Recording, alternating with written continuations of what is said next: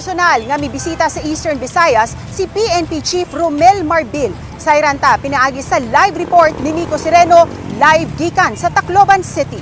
Nico?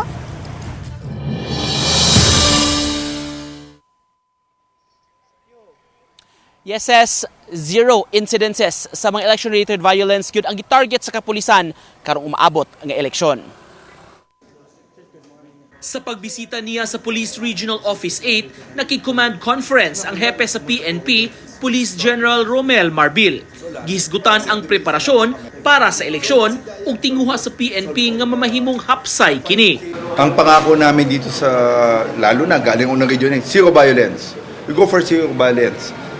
Boom Pilipinas. Pre-election, pre-election, and post-election. So I just remind them na pagkatapos ng eleksyon, tuloy-tuloy pa rin. Sa Leyte o sa tibok rehiyon, matod sa COMELEC, andam na ang tanan karong Lunes. Ang election officer sa Tacloban City nga dunay 146,000 ka mga botante miauhag sa mga tao mugawas ug mubotar. That's correct, and we encourage them to be prepared na of their chosen candidates kung sino man, no?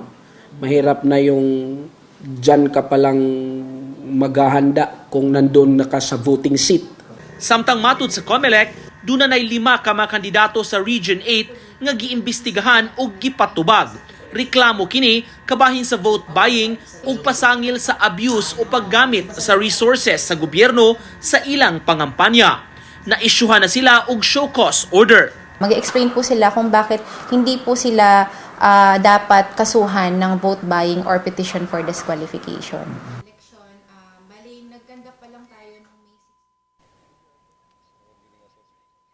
6. Gipasalig sa COMELEC says nga andam gyapon sila modawat og mga reklamo aron nga ilang mahimuan og tukmang aksyon. Maupay nga kulob gikan dinhi, ses.